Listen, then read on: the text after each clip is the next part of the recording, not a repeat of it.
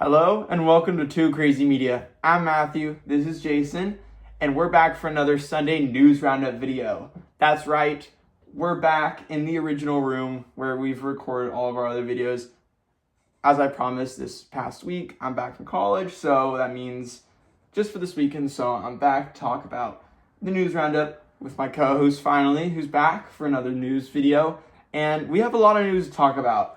Honestly, I'm thinking we just get straight to the news because we have 11 stories to discuss, and some of them being very big and probably going to garner some big conversations, probably some longer conversations as well, since this is a really big news week in video games mostly. So, but again, here's a news roundup video where we talk about the biggest news you need to know about in games and movies and TV as well, which we have some TV topics to talk about. So, I say we just get straight into it with some big news. So, first news story of the week. Overwatch Drops the 2 is receiving a big update very soon. This is coming from Michael Kripe over at IGN. The Overwatch spotlight has come to an end, revealing a groundbreaking overhaul with 5 new launch heroes, a year of full story content, a Hello Kitty collaboration, and yes, a title change. Overwatch is officially dropping the 2 as it moves forward with a year-long storyline called The Reign of Talon, and it starts all in just 1 week. Instead of the Season 21 drop many had expected, February 10th will start over with Season 1, a revamped UI, and 5 new heroes, Domina, Emery, Mizuki, Antron, and Jetpack Cat. 1 new hero will launch each subsequent season as Blizzard ditches its previous pace, resulting in a total of 5 additional playable characters by the time Season 6 rounds out the year. Alrighty, so I haven't played Overwatch since launch. I've played a little bit in the past years. I even tried downloading it this weekend and kind of going back to it. It was kind of a lot new to me. It was a little overwhelming. But you are someone who has been playing Overwatch for many, many years now. So how about you take this? Yeah, so I was very excited for the spotlight when it got announced. I think there was a spotlight around a year ago that was really big, and it was like honestly one of the biggest updates we've ever gotten for the game, and it honestly revived it.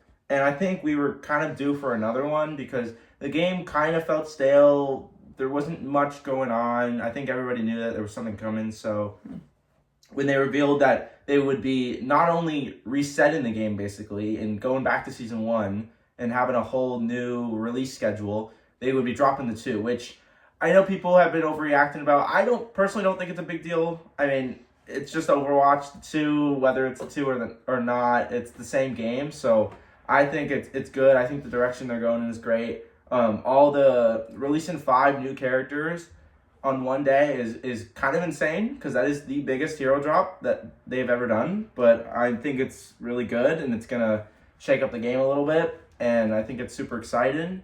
And I think all the characters look really good. And then Antron is the one character who's in the game right now, and everybody's got the chance to play her. I've even had a chance to play her. I think she's a lot of fun. Yeah. And it makes me even more excited for everybody else coming. Mm-hmm. And I think that also releasing a new character every season instead of every other season is something that is a long time coming because I feel like that's been like the most asked for thing that, compared to other games like Marvel Rivals, they release 2 characters every season. Yeah. Meanwhile, Overwatch only releases 1 character every other season, and it was only like around 3 characters per year, which is not a lot. So now we're getting 10 characters this year, which is really crazy. And I think that Blizzard's doing a really great job. And I'm honestly just really excited for the future of Overwatch. I think it's looking really good. I think it's really funny. This is a bigger update than the update that introduced Overwatch 2. Yeah. Which is kind of funny, but it's this is 5 new characters compared to 3, which is Overwatch 2. And I think it's exciting. I think it's going to be a really fun time for Overwatch, and it's probably going to be its best year yet. Yeah, no, I hope. Do you want to kind of go over maybe some of the roadmap? Yeah. So they're changing. There's kind of been a lot of, like, over the past few years, like, they tried to do PvE, where they tried to introduce story missions, and that didn't really go well. No.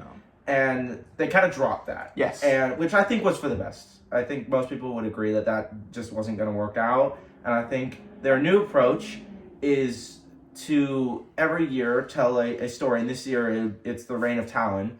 and every year tell a story that goes across for 6 seasons for the entire year. And then at the end of it, next year, it will reset back to season 1, and we'll get a whole new storyline for the next year. That's interesting. Yeah, and then it will be, they're going to be telling the stories through cinematic movies, short movies like a lot of these Battle Royale games, like Call of Duty Warzone does the same thing every season. They will also be releasing comics and other lore drops like that to tell the story, which I think is great. Yeah. And they'll also be telling it through updates and a lot of map changes and new maps.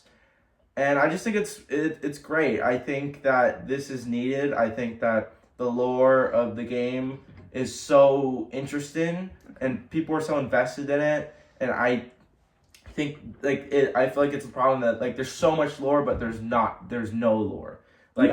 And it's now we're getting all this lore and it's awesome. Finally, I feel like this world is alive for the first time, and they're actually putting so much effort into telling the story, and I think it's great. And it's also really great with the new characters coming because all of them have been teased over the past, some of them even being teased since Overwatch 1. Oh, wow.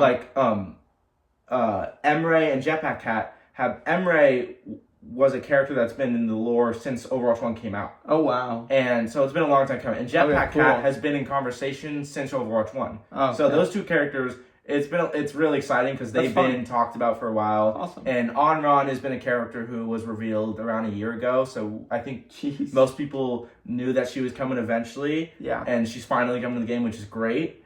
And I think it's just really cool. And I'm super excited to see who else will be coming to the game past season 1. There's been some rumors going on about that, but I think that it's super exciting, and yeah, all the characters look great, and it's just really exciting time. I'm super excited for it to come out. Which character are you most excited for? I'm personally most excited for Jetpack Cat. I know that's the common answer because it's a Jetpack Cat. Who doesn't want to play as that? Yeah. But if I had to give and I also am a support player mainly, so I'm also excited for Mizuki because, support's my most played role by far. But if I had to choose a third character that I'm most excited for, I would probably say Emre because I am a fan of the Soldier 76 type playstyle, FPS kind of character, and he looks really cool. So yeah, I will definitely be trying all these characters, and I'm very excited for the year. What can you see for sort of the future of Overwatch 2 with this? Is it a bright future, obviously, with all this, but do you think it will do well? Do you think we will get multiple years of these new seasons happening?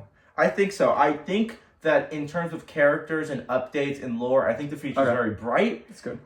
There's some problems, and that is something that's it's a smaller problem because it's more in the skin department, but my problem mainly is with the mythic skins. And I know this isn't the biggest deal in the world, but I am someone who likes to collect mythic someone skins. Who is an avid Overwatch player. That is. I like to collect as many mythic skins as I can.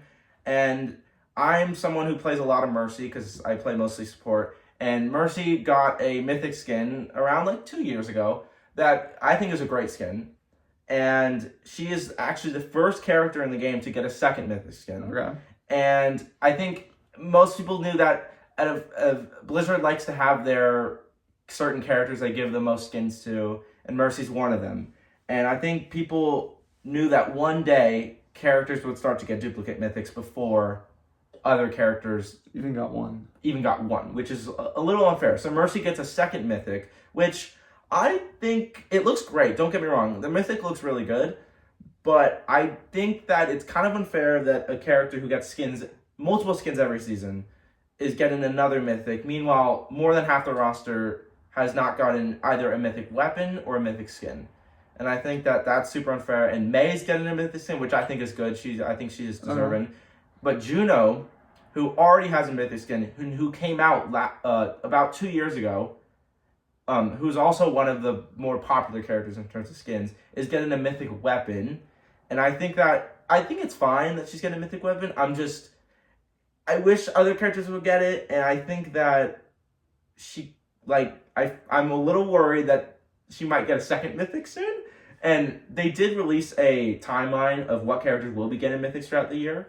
And some good characters will be getting mythics that need it, like Soldier 76, Malga, and Alari will be getting mythic skins, but we will be getting mythic skin repeats for Genji and Genji and Ana, which they got mythic skins pretty early on in Overwatch 2.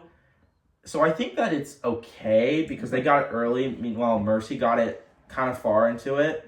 But I think that I still think that they should be focusing on giving mythics to characters who don't have anything before they start doing duplicates. But it's not the biggest deal in the world, but it is kind of unfortunate to see.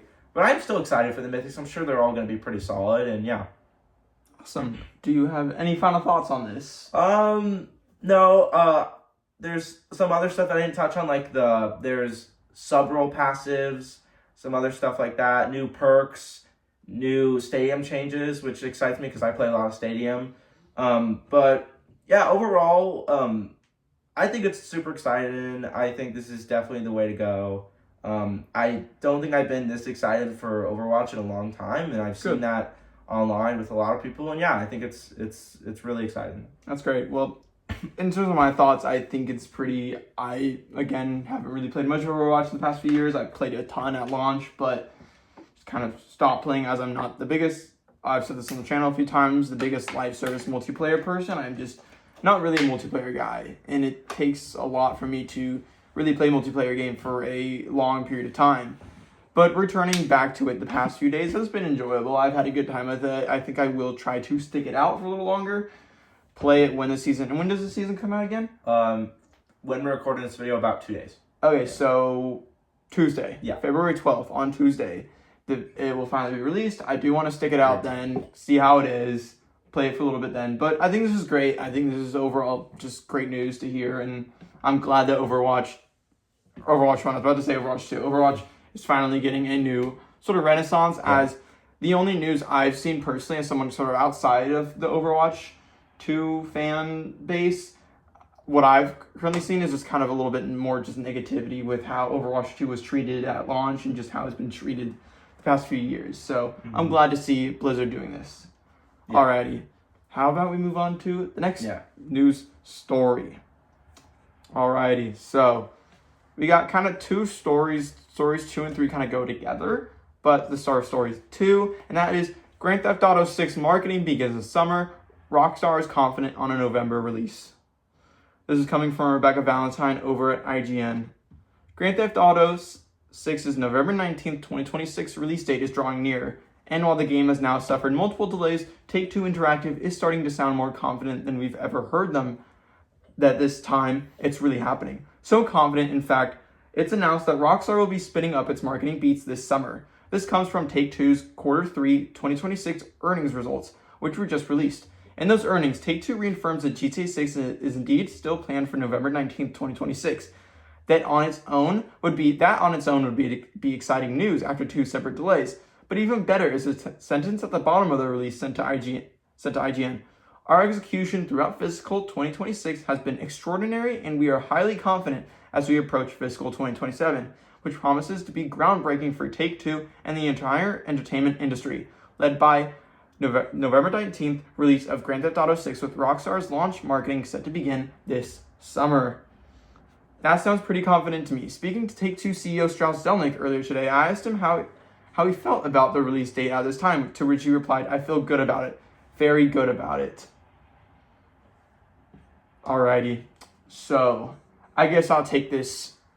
I've talked many times on this channel before how much I am excited. I think how much we both are excited for Grand Theft Auto 6. And I think how much the world is excited for this game. This is going to be not just the biggest game of this year, but probably the biggest game of this decade, the biggest game of this century. This game is going to be humongous. This is the biggest entertainment launch, not just of video games, not just of just movies, TV, anything, really anything. This is going to be humongous. And for sort of to get this amount of level of confidence from Take-Two and Rockstar that we are going to get Grand Theft Auto 6 this November, and it's not being delayed again, which everyone on the internet wants to kind of dog on and jump on each other and say it's going to get delayed.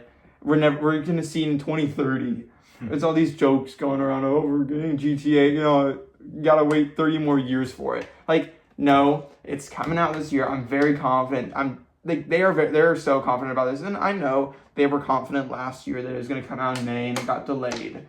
But they were not this confident to the point of they're announcing marketing, and they're saying when marketing's going to happen. You only do marketing when you know a game is going to come out. You're only going to spend money because marketing costs so much money, an extreme amount of money. And you're only going to announce marketing. And they've already said that they've already started spending money on marketing. We haven't seen it yet. That's how big this is going to be, where they are talking about how this marketing push for GTA 6 is going to be massive. Obviously, they don't need to do marketing for this game. This game doesn't need any marketing. It's still going to be the biggest video game release of all time. It doesn't need marketing, but they're still going crazy on it. They're going to really push hard on the marketing of this game. And they're already spending money getting ready for it. Yeah. And you wouldn't do that if you're not confident of hitting the release date. You wouldn't be spending money to put up billboards soon and send creators out to play the game and all this other crazy stuff that they're gonna do. Who knows what? If they weren't like 90% confident the game isn't going to get delayed to 2027. So I don't think we're gonna get another delay. I do think it's gonna come out this year. In terms of sort of marketing beats in this summer, I think a question for you, I think just a question in general is, when do you think we're going to see this game first appear again this summer? When, what month, at what capacity? Is it going to be trailer 3, just more look at the characters and the world? Is it going to be a gameplay trailer? Is it going to just be, they first reveal the cover of the game, the cover art, the famous GTA cover art design, and then a month later, or a few weeks later, hey, get ready for the trailer. Like, what do you think is going to happen? I think that they will release trailer 3. Okay, yeah. And I think gameplay will be closer to release. Yeah. I think they're gonna wait for the game to get closer to release the gameplay. But I do think that there's a chance that it could show up at like something like Summer Games Fest. That's what I was gonna ask you is, do you think as soon as Take-Two ended this earnings result, and it came out and all the news about GTA 6 marketing this summer, released and dropped, do you think as soon as that happened, Jeff Keighley stopped whatever he was doing, immediately went on his phone and started calling everyone he knows at Rockstar, saying, hey, please, we need to get this game and get a trailer for Summer Games Fest? Do you think that is happening? I think so. I think that there's a high chance that Jeff probably... I think it's probably guaranteed that Jeff wants it. Oh, 100%. It's just a question of whether it's going to happen or not. Yeah. Do you think it will happen? I think there's a chance. I honestly hope so. Yeah, I think... But honestly, in a perfect obviously, world, it'd be revealed before that. There's two different sides to sort of GTA 6 being at Summer Games Fest. I think on one hand, Jeff wants it obviously because that is the biggest get you can get possibly out of any game you can get a trailer for. Like that cements itself as just the biggest possible trailer. Obviously, everyone's going to be waiting, anticipating a GTA 6 trailer anywhere, and so for it to then pop up at, say, the end of Summer Games Fest, the big final trailer of the night, would be crazy and would be massive, and everyone would go crazy, and people would be like, Jeff, you're insane, you're the best for that. But you also have the fear from other developers of that could obviously take away from other games, since GTA is going to be so massive that I've heard people, and I think this is a really fair statement to say that Rockstar and every single time they've released a trailer was never, or for GTA 6, not for GTA 5 Online. We've seen those at other like state of plays. We see those all the time. But in terms of GTA 6, so far the 2 trailers we've gotten have just been on random days. Yeah. And that is because when Rockstar wants to reveal something about GTA 6, they want the whole day or the whole few days of that trailer, when that trailer comes out, to be about GTA 6. They want that day and the next few days to just be all the people like IGN and VGC and all these other news reporters, video game reporting companies and all this stuff, just talking about this, from making YouTube videos and breaking down the trailer to talking about the secrets confirmed in interviews. That Rockstar wants it to be the talk of the week when a trailer comes out, obviously. And we've seen that both times with both trailers. It's become the talk of the town for days. So I could see, obviously, wanting it to be at Summer Games Fest, but then again, Rockstar wants it to be the only thing that's talked about. And if a Summer Games Fest, as big as it is, people are still going to be talking about other games that are revealed and all that stuff. People think that we're going to get a Final Fantasy, so all that. But yeah, I could see it being a Summer Games Fest, but not like, it's like a 50% chance. Mm-hmm. I do think, though, like you said, it'll probably get a trailer 3 in June or May, or maybe even July, who knows, really. Get a trailer 3, then probably a few months later, we'll get gameplay trailer 1, then a month later, gameplay trailer 2, a cover art, online trailer, then finally launch trailer and the game comes out. But I think marketing is going to be wild. I can't wait for marketing to begin. This is my most anticipated game of the year and probably most anticipated game ever, really. And I think that goes for most people. So it's going to be massive. It's going to be a lot of fun just to be in the games industry with this game releasing. Yeah. Alrighty, now let's get to the third news story, which also relates to Grand Theft Auto 6. That is, Grand Theft Auto 6 will still be receiving physical copies at launch. This is coming from Andy Robinson over at VGC. Take-Two denies GTA 6 will launch without a physical version. That's not the plan. Last month, the previously reliable Grax Dari of PPE.pl complained that there would be no physical version on release day for the much anticipated Rockstar sequel in an effort to prevent leaks. We're getting conflicting reports. Some say the physical version will arrive 3 to 4 weeks after the digital release, while others say it won't happen until early 2027, the report claimed. Speaking to Variety, Zelnick has now denied that this is the case. Asked if Take-Two planned to delay the release of the physical version until after the initial launch date, the CEO replied, "That's not the plan." Alrighty, so this is something we reported on 2 weeks ago on the Sunday news video. Was that the big rumor going around was that GTA would not be releasing physical day one to avoid leaks, because like I talked about in the video, that is just a very common thing to happen when physical releases happen. It's like 2 weeks before, when all the stores get the physical edition, it always leaks, like always, every game. Like with Resident Evil Requiem coming out in a few weeks, when it comes 2 weeks until launch and stores start getting it, because it's usually 2 weeks until launch when stores get it, it's gonna leak soon. It's gonna leak very soon, and that's just is what it is. But now that Rockstar, the CEO, has said that is not true, so that leak was most likely incorrect, which is interesting. Again, I think we both come to the consensus of this, that it makes sense, but at the same time, if they just released it normally with a physical edition, that would also make sense. I think, yes, they are worried about leaks because this game has leaked so many times before, but then again, that just is with every game what happens, and isn't the end of the world. So, and I think that's, I'm honestly glad that they are releasing a physical version for all the people who want to buy a physical copy of the game at launch and all that stuff. I am happy for that, and I think that is going to be better for the sales of the game anyways. Any thoughts on this? No, I'm just really excited that this game is most likely going to release this year, finally. It's crazy to think that this game is coming out this year. It's not going to feel real until probably like a week or two before. Yeah. Even with all the marketing that's going to happen soon, it's not going to feel real for a while. But yeah, that is kind of all on GTA that we have for the week. I'm sure we'll have even more next week, because it seems like every single video we're talking more about GTA. Yeah. That's a good thing. I hope we can talk more about it. I hope we get more coming soon. But alrighty, in the next news story, Horizon Hunters Gathering has been announced. This is coming from Heather Wald over at Games Radar Plus. Horizon Hunters Gathering, everything you need to know about Guerrilla's new co-op action game. Horizon Hunters Gathering is a new game from developer Guerrilla that was just announced, but unlike the single-player open-world RPG entries we've seen from the studio, with the likes of Horizon Zero Dawn and Horizon Forbidden West, Hunter Gathering is going to bring us a co-op action adventure.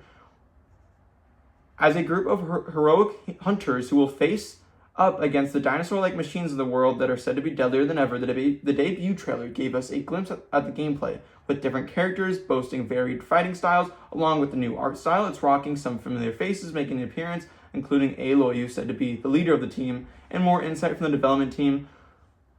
There's already lots to unpack. Alrighty, so this came out a few days ago. We got a cinematic trailer of just kind of a character that I forget the name from the video games going around and recruiting all these characters in this goofy looking animation style that we see so much now in movies and games and stuff. I feel like it's kind of honestly overused now. This is like the animation style that is used constantly, and it's starting to get like, oh my god, we see everywhere now. It has been like the thing since like Spider-Verse or something, where everyone's trying kind of like this sort of animation style. And then we got a gameplay trailer as well with that, and it's kind of a PvE co-op action game where it's a hero game where you have different heroes with different abilities, and it's like it's got roguelite systems, and sort of it's very much feels like the kind of gameplay it is, and the structure works is just Elden Ring Night Rain. Mm-hmm. It is literally just Elden Ring Night Rain, but in the Horizon universe with this animation style. And I'll be honest with you, from watching the cinematic and the gameplay, I'm not loving it. I'm a little disappointed with this, and that is because for a lot of reasons. And I think the biggest one is just PlayStation has had such a big push this whole PS5 generation on live service, and it has not worked well for them at all, really, other than Helldivers 2. Mm-hmm. That's really the only time it has worked for them. So much from Concord to Fair Games probably being canceled the next few months or something, to Last of Us multiplayer game being canceled. I mean, so many situations of this happening where PlayStation, there was a Spider-Man live service game from Insomniac that was canceled. Bluepoint was working on a God of War game that was canceled.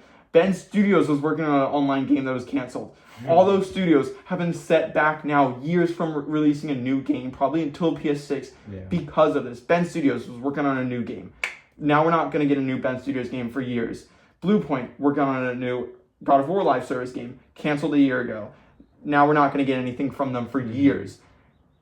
Naughty Dog delayed all their games because they were working on, and now Jason Schreier, popular leaker that we've talked about before on this channel, has confirmed that because so many people at Guerrilla are working on Hunter's Gathering, that means that we're not going to get the third Horizon mainline game with Aloy for a lot more years, which sucks. I think it sucks. I think PlayStation is known for their single player story-focused games. That's what they're good at. That's what people love them for. And they've tried to pivot to live service, and just nothing has worked for them. It has not worked for them at all, other than Helldivers 2. And this just seems like another example of, it looks fun. I'm going to try it out. It looks like it's going to be a fun time for a day or two. But I think after a day or two, it's going to get boring. It's trying to be a mix between Monster Hunter and Elden Ring Night Rain. And Elden Ring Night Rain, a lot of people like, and it's still going strong. But when I think of Horizon, I think of the art style, which is very realistic. Mm-hmm. That is when I think of, it's got this unique art style where it is super realistic, but also super beautiful, and it's gorgeous. I don't think of this animation style when I think of Horizon. I don't think of online PvE, raid mode, roguelike. Yeah. Or a hero gameplay. I don't want that. This is just kind of honestly a disappointment for me. Again, I'm looking forward to trying it out. There's going to be a play test happening later this month. Who knows when? They have not said when it's coming out, or given even, I think, a timeline of when it's coming out. So who knows? But yeah, I think overall, this is not really the success they were looking for. And I hope it does well, because I do like Guerrilla, and I do like the Horizon franchise. I've played both of the Horizon mainline games, and I have enjoyed both. But I hope this goes well for them, but I'm just not that excited for it, I'll be honest with you. And I've seen a lot of other people on the internet kind of also with the same viewpoint. So yeah, that's any thoughts on this? I know you're not a big Horizon person. So I pretty much agree with everything you said. Yeah, I think it's a little disappointing in my opinion. And I, again, hope it does well just for the studio and for the developers. But yeah, I at least hope I can try it out sometime soon. Maybe I'll turn around on it. Maybe like it, like Highguard was a game that I was like, I enjoy this game. So hopefully I'll enjoy Horizon Hunter's Gathering. Also, final thing, I don't like the name. I think the name sounds really bad. Hunter's Gathering. Horizon Hunter's Gathering. Yeah, I agree with you on that one. How there's not even a semicolon between Horizon and Hunters. Okay. I don't. No, It doesn't roll off the tongue well. It's not a great name. I don't like it. Don't like it. Also, Horizon games are known for open world. It's not even an open world game. Like, what? I would want it to be, if I wanted an open world, if I wanted an online Horizon game, make it open world like a Monster Hunter type of game. Not Elden Ring Night Rain. Yeah. That's my final thing on it. Alrighty. So, fifth story. This is finally getting into TV. Yeah. Alright, season 3 of The Last of Us might be its last season. This is coming from Wesley Yenpool over at IGN. It certainly seems that way. HBO boss gives clearest indication yet that The Last of Us will end with Season 3. The boss of HBO has indicated The Last of Us will come to an end with Season 3. Despite the mixed response to Season 2 and subsequent departure of Naughty Dog franchise creator Neil Druckmann, HBO boss Casey Bloys has backed showrunner Craig Mazin's ability to continue on, and to do so successfully despite the series' long lead actors changing. But exactly how long the series would continue had been a long topic of debate. In May last year, Mazin indicated a fourth season was pretty much essential for the series. Speaking to Collider, Mazin agreed that in order to wrap The Last of Us' story from the 2 Naughty Dog developed games in Season 3 would mean Season 3 itself would take forever. So while there was a decent chance Season 3 would be longer than Season 2, at the end of the day, there's no way to complete the narrative in a third season. He continued, hopefully we'll earn our keep enough to come back and finish it in a fourth. That's the most likely outcome. However, in a new interview with Deadline, Bloys gave a clear indication that Mazin won't get the chance to make Season 4.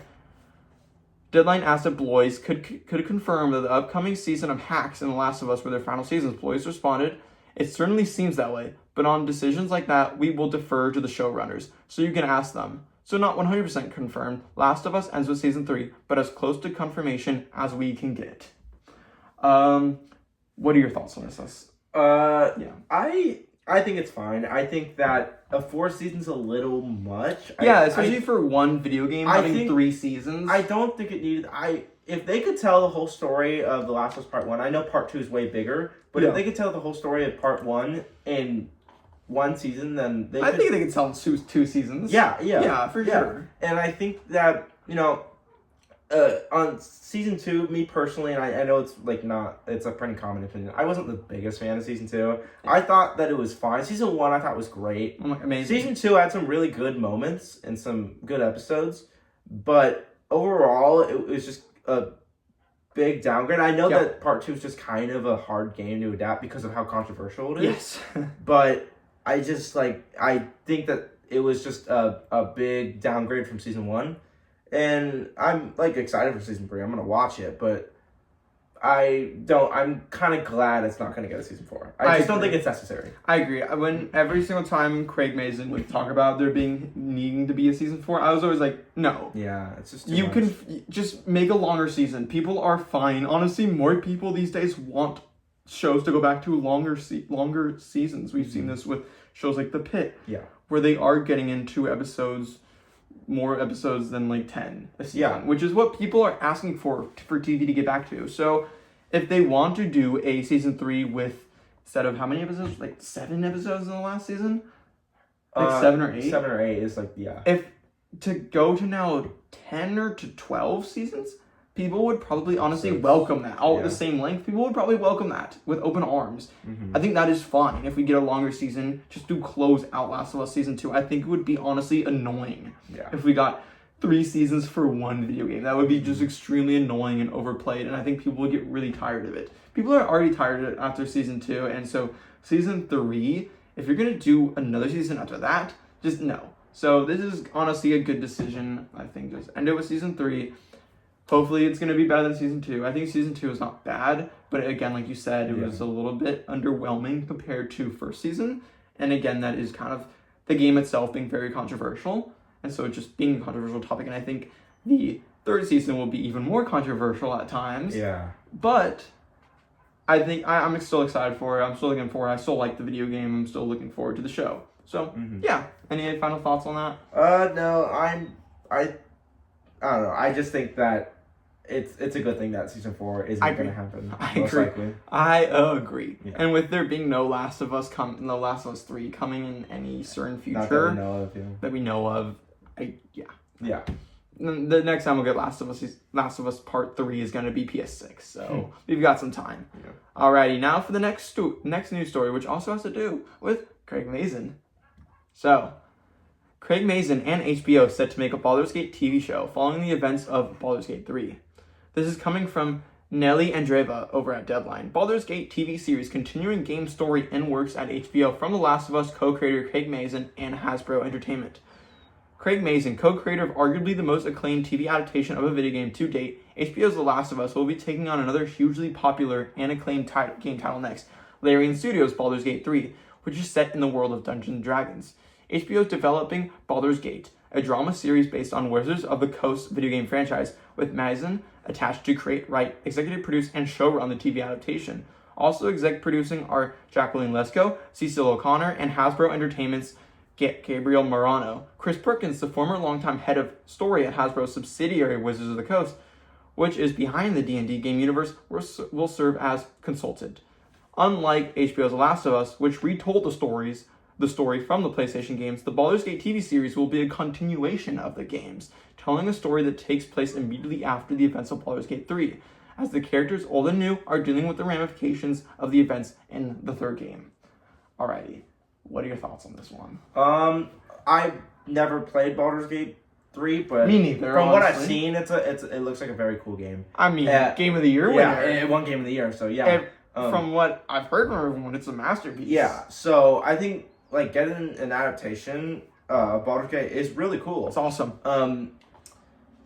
But it's definitely very interesting, and I think that because the Larian... How about we talk about... Let's just get right into it. Yeah. All right, so it came out right after this was announced that Jeff Keighley had, when he tweeted about this, he had said, currently unknown if Larian is working on it, which then prompted some people at Larian to reach out to Jeff, and then Jeff then tweet out a few minutes later, Larian has confirmed to me that they have not been contacted about anything in terms of this show. Yeah. So it very much seems like Wizards of the Coast, who obviously and Hasbro, who own the rights to D&D, and who just lended it to Larian to make Baldur's Gate 3, just kind of being like, hey, don't get them involved. We want to do it ourselves. Just don't let Larian be involved.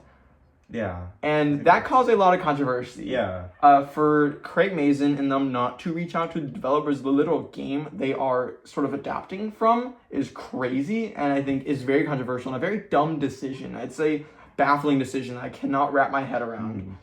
It was then later announced that the game director, Sven Vink, over at Larian, has said that Craig Mazin he is excited for, he's looking forward to it. It's a very positive tweet, and he said that Craig Mazin has now reached out to him and wants to chat about the game. So hopefully that can now lead to more talks between Larian and Craig and HBO about helping, and maybe even some of the people over at Larian can get on, maybe helping to write the script and produce it and just be consultants. And just make sure that the story they have adapted is adapted well into a TV show.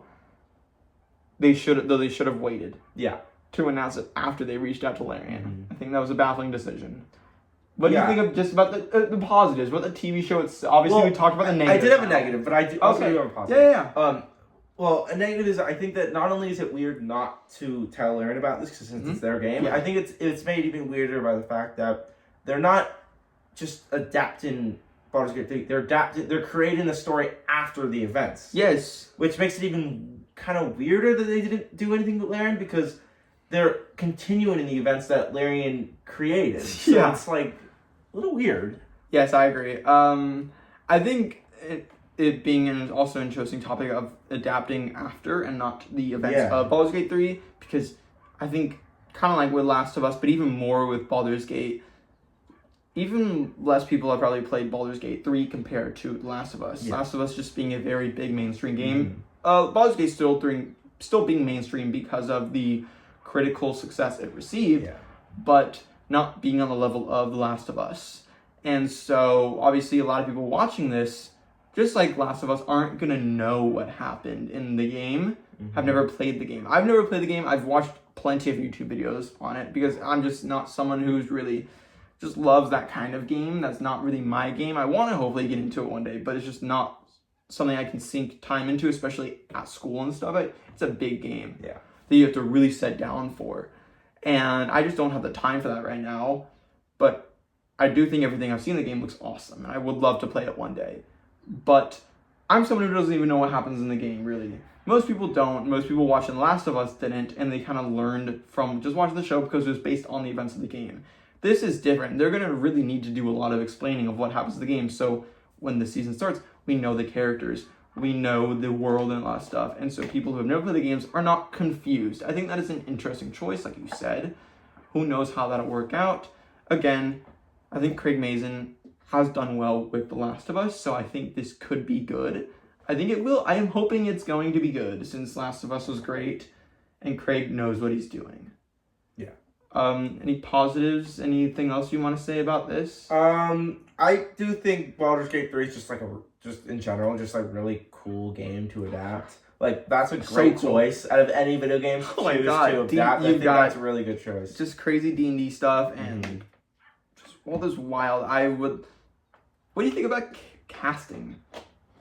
I think it's too early to say, but I don't personally know that many characters. No, more so just because obviously that game supports a pretty crazy voice cast of Jennifer English to Neil Newbon. Would you want them to reprise their roles in live action? Would you be fine if some other actor took over for them? I mean, I didn't play the game, so maybe I'm not the right person to ask, but I do like both of them. So yes, they're both great actors. That'd be great to see them come back for that.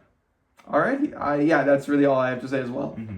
I'm looking forward to this. I think, like you said, this is an awesome choice of a game to adapt, and I think it's not one I would immediately think to as what is Craig Mazin going to do next in terms of video game adaptations, but one I am happy about him doing in terms of what other things I would have thought of he would have done first. So I think this is awesome. I'm glad Baldur's Gate 3 is going to get out more mainstream. I think that's awesome. Yeah. It's great. But hopefully it's good, and hopefully they can talk more to Larian. For all of us, we all hope that.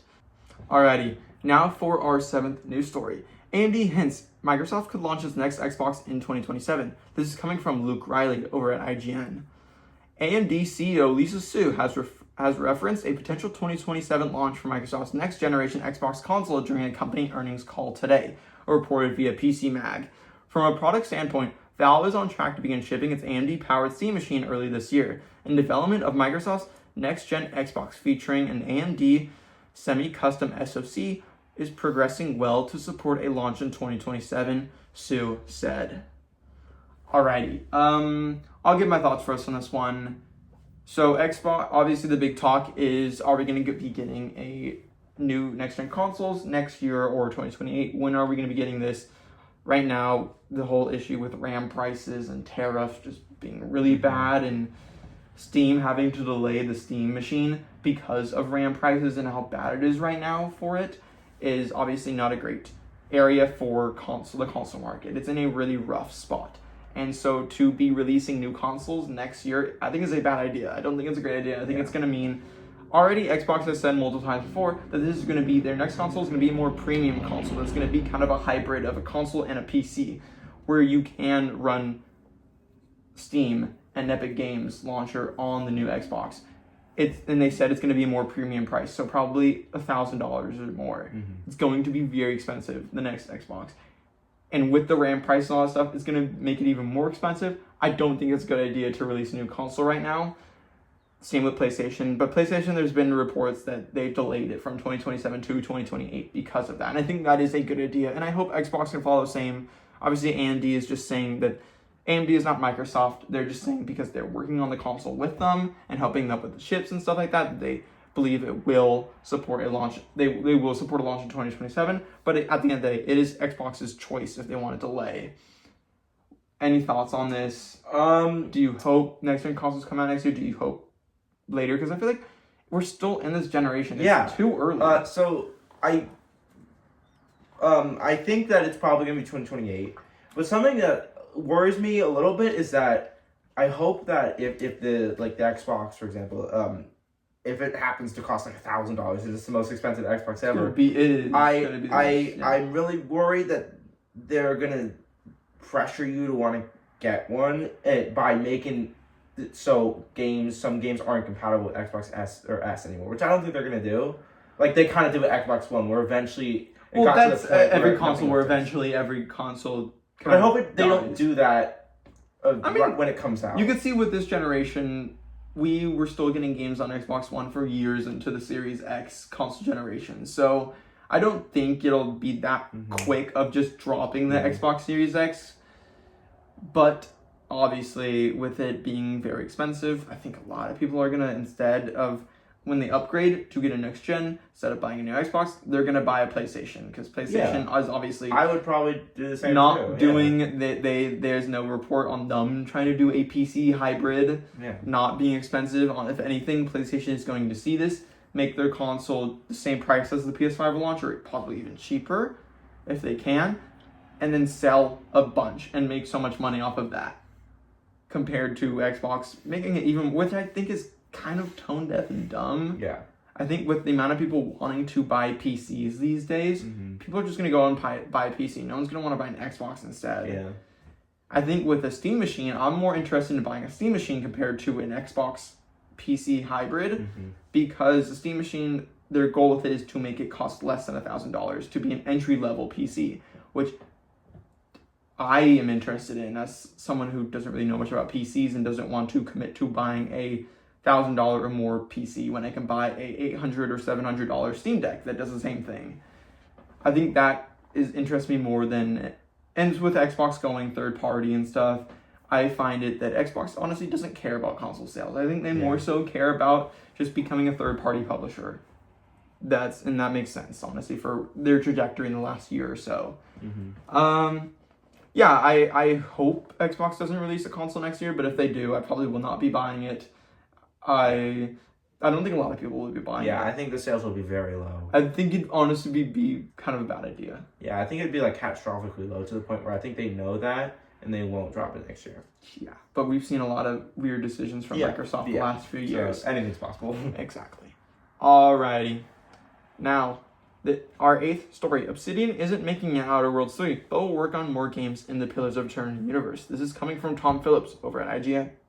Obsidian's The Outer Worlds 2 underperformed, and there won't be a third.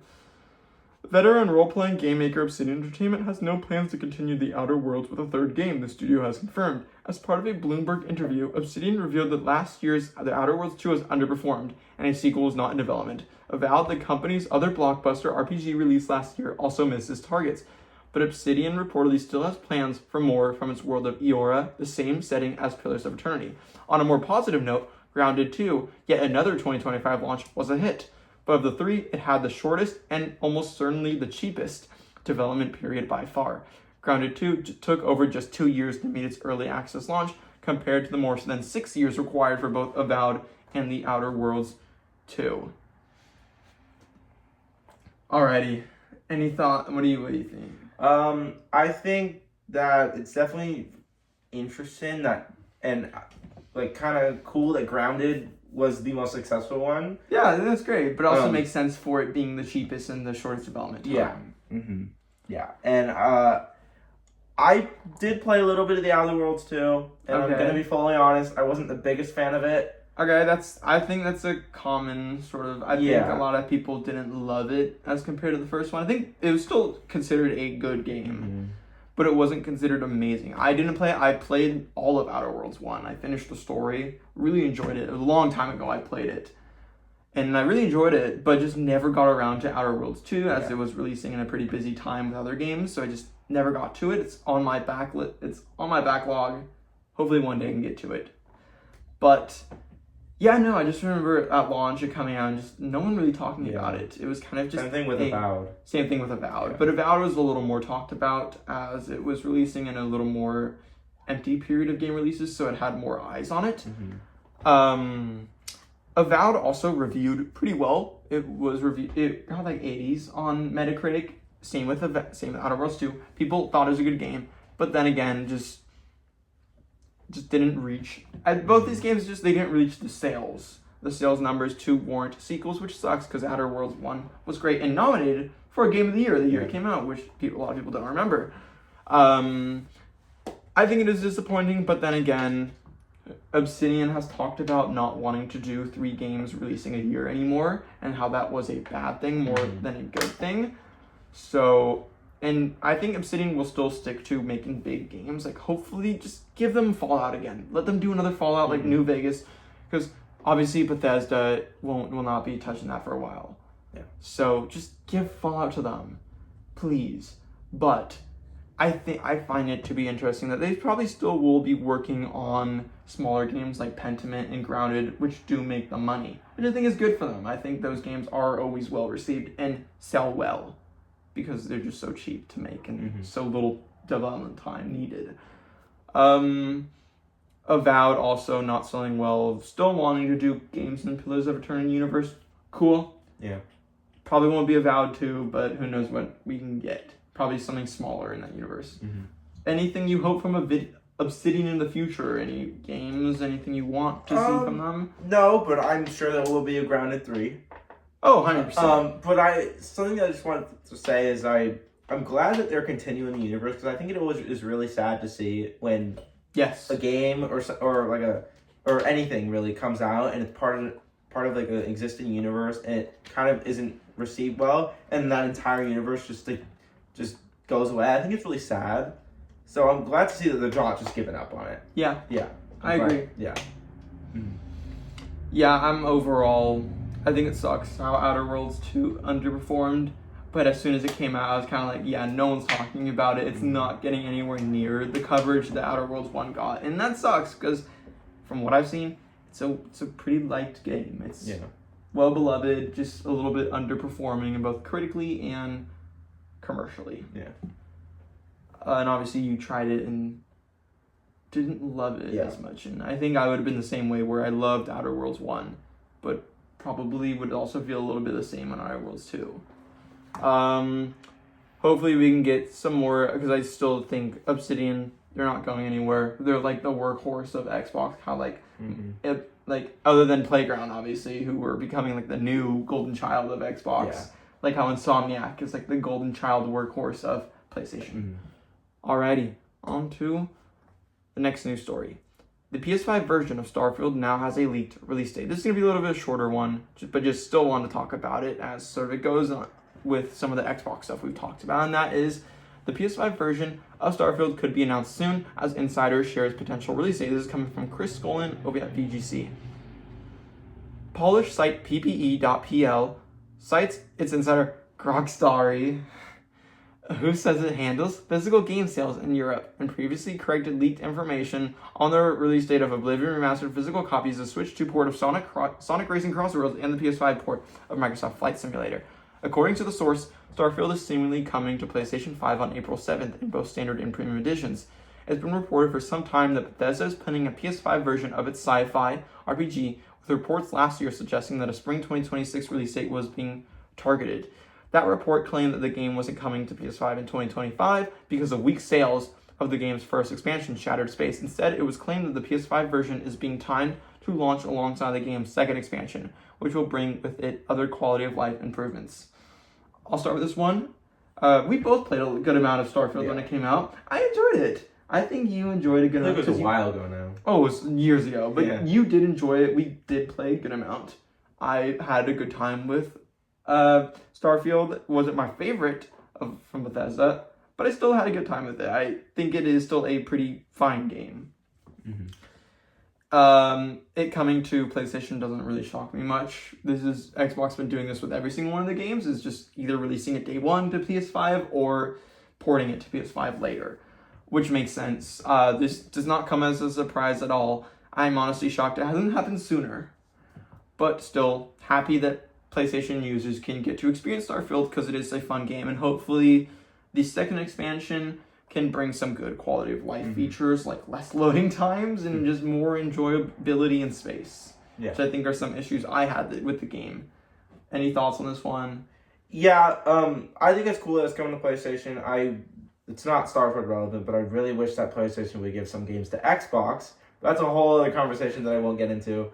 But that's another conversation. Yeah, but I could be its whole own Tuesday, Thursday video. Just big rant. Yeah, but I think that Starfield's cool. I haven't played it in a while, but I did enjoy it when I did play it. Yeah. And I think it's cool that PlayStation players get to experience the game. I would probably even consider checking it out again in April on PlayStation, as I'm much more of a PlayStation player than an Xbox person. I would be interested in trying it out again, possibly hopping in, creating a new character, and trying out some of the new expansions and good quality of life features. But yeah, that is all on that. Expect soon Honestly, since the rumors are that we are getting a state of play this week on Thursday, the 12th of February, or Tuesday, Thursday, whatever day it's going to be, expect probably this to be revealed then. I wouldn't be shocked. Alrighty. So, second to last news story, Sony says that Ghost of Yotei sales are higher than Ghost of Tsushima. This is coming from Andy Robinson over at VGC. Ghost of Yotei has exceeded the sales of its predecessor, Ghost of Tsushima, release aligned, PlayStation said during its latest earnings results on Thursday. Speaking during an earnings call transcribed by VGC, the platform holder stated that Yotei exceeded the sales of the previous title in the same period of time and significantly contributed to its latest results. Sony did not share a specific updated sales figure for the Sucker Punch title. In its previously financial results, it said Ghost of Yotei had surpassed 3.3 million units sold as of November 2nd, a month after its initial release. This likely put it roughly in line with Tsushima, which sold 2.4 million units in its first 3 days. In its first 4 months, Ghost of Tsushima sold around 5 million units. It's worth noting that the original Ghost game was released slightly later in the console cycle, when the PS4 had a larger installed base than the PS5 does now. Alrighty, I'll start with this one, as I talked in a video in the past that Ghost of Yotei was my second favorite game of last year. This is awesome. I think this is great. I'm not too shocked about this, as we see this most of the time, not in terms of not in the situation of Outer Worlds and Outer Worlds 2, but most of the time, usually video game sequels perform better than its predecessor. And with this, it's no different. I am happy it's performing this well. I think Ghost of Yotei is fantastic. Obviously, you can say, oh, it's not much of a different game, so obviously it's selling well because people are just, oh, it's just Ghost of Tsushima 1.5 or 2.0, and that's fine. But it's selling well, it's doing good, it obviously was reviewed very well. I loved it, most people loved it, and I think it's great that it's selling well. I think, the real question with this is obviously we knew it'd sell better, we knew it'd sell very well. This is not a shock at all. But the real reason I wanted to include this is just sort of the question of, what is next for what is next for the Ghost franchise? What is next for Sucker Punch? Will we be getting a Ghost 3, or will we be getting something entirely different from I think definitely Ghost 3, for sure. You think so? In a whole different place with a new character again. Well, obviously, yeah. If we got a Ghost 3, it would most definitely be sort of what they've been doing, where it's going to be a new time period, a new location, with a new main character, and new characters in general, which I think is honestly the best way to go forward with the franchise. But honestly, I'm more so thinking that they might leave the Ghost, even though this sold better, they might leave the Ghost franchise kind of on the back burner just for a little bit, and obviously work on something different. Sucker Punch has a lot of games in their catalog, not just Ghost. They have the Infamous franchise. I believe they even have Sly Cooper. So they have a lot of games that people love them for, and games that people would like to see them return to. I could see them kind of returning back to Infamous. Infamous has been a long dormant franchise now for a while. I have played the last Infamous game, Infamous Second Son. I enjoyed it. I think it's a really cool game. Obviously, I like the Ghost franchise more, but I still enjoyed it, and I would like to see an Infamous game in the future, possibly from Sucker Punch doing it. That would be cool. Who knows? I think it's obviously more likely that we do get a Ghost 3. Would not be shocked about that, and would be very welcoming to that. I would love to get a new Ghost game, as I do love these games. But it wouldn't shock me if maybe we do get something different from Sucker Punch, possibly a new Infamous, possibly even bringing back Sly Cooper, or maybe even the off chance of just going to a different new IP, original IP, something new, kind of like what they did with Ghost. I think whatever they do, I'm looking forward to it. I love Sucker Punch. Everything Sucker Punch has done, I will play, and I think this is a great game and very good news. Any final thoughts on this? No, I think it's great that people clearly want these games. People clearly love these games, and they're great games. So and it shows that Ghost of Yotei was just a great game and fantastic sequel and fantastic follow-up to Ghost of Tsushima. Alrighty. Now our final story, something I've been kind of wanting to do, and now that we're getting more further into the year where we are getting more game releases each week instead of very spread out, kind of like in January, I wanted to now get into doing review roundups. So talking about the games that have come out in the past week and just giving some of the scores, talking about our own thoughts on them, if we've played them, if we've seen gameplay, just any of that, if we want to play in the future. So yeah, we're going to be doing a review roundup each week if new video games have come out. And this week, we've gotten a lot of video games, and also one that is coming out in a few days from now that has already received reviews pretty early on. So we're going to do 3 games for our review roundup this week. The first one we want to talk about is Dragon Quest VII Reimagined. This released just a few days ago, I believe on Wednesday or even Tuesday. It was a pretty early release this week. It's a remake of Dragon Quest VII, obviously, and it's kind of taking this new look of the Dragon Quest franchise, of a more cool, fun, chibi looking Illumination, honestly. Look inspired animation style. It looks cool. It looks really interesting. The reviews have been pretty good for it on OpenCritic and Metacritic. On OpenCritic, it has an 85 as of recording this, and an 83 on Metacritic, which is very good. Honestly, anything over 80 is really positive for a game. From some reviews, some quick on IGN, they gave it a 7 out of 10. And said Dragon Quest VII Reimagined delivers a better paced version of this 26-year-old classic while retaining its signature charm, but also goes too far with some of its changes, sanding down the experience for newer players at the expense of the challenge and discovery. I've heard some things about how the game, they made it shorter than the original. They sanded down some things, which is good and also bad. Yeah. Are you interested in checking out this game? I think it's really cool, but I probably won't be. Yeah, same with me. Yeah. There was a demo coming out. I tried the demo, I will be honest. I was bored one day and said, hey, you know what? I'm going to try the Dragon Quest VII Reimagined demo. Wasn't the game for me. Just not my type of game necessarily, but still thought it was interesting, and I'm glad people are enjoying it. Yeah, so the reviews are pretty good. Seems to be around an 8 out of 10, 80s, low 80s to mid 80s. Pretty good. With obviously some issues coming from people, but overall pretty positive. Now, kind of going up with even more positive reviews, we have Nioh 3, which just released on Friday. This is the 3rd game in the Nioh franchise, which has been a well-beloved sort of Souls-like franchise coming from Team Ninja, who do a lot of these Souls-like games. And this is the Nioh franchise, which has been PlayStation exclusives for the whole time now. This has been both PlayStation and also PC, I believe, at launch. So not Xbox as of yet. Who knows, maybe in a few months it will come to Xbox.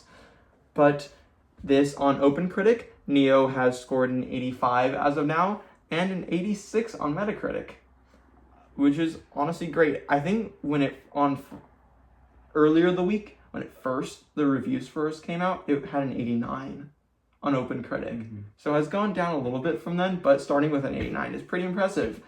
A lot of people are kind of talking about just how big it is and how this game is massive. It's got like 4 maps, 4 open world maps, all of them being even one open world map taking players around 30 hours to complete. So this is a long game, like 60, 70 hour game to finish. It's an open world Nioh game, which is new to the franchise. Used 2 different kinds of play styles, which is new as well. Have you seen gameplay for it? Anything? I have not, but now you've got me interested in it. Yeah. I think it's obviously been a hit with especially Souls-like players. A lot of people are talking about how good the gameplay is and just how good it feels to play and how it is easier than other Souls-like games, and definitely more of a barrier of entry for players who are not as Souls-like players like us, which gets me interested in it. But at the same time, there have been some negatives, including the story just not being good and just being very forgettable. And the game, honestly, just at times being a little too big for some players. Yeah, overall, there was a demo that came out.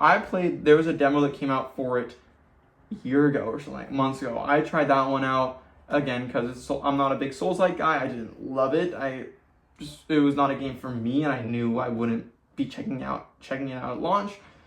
I have not played the newer demo, which I heard was like 10 hours long, but I'm glad the game is doing well. It's probably not a game I will check out at the end of the day, but I'm glad it's doing well and it looks cool. Mm-hmm.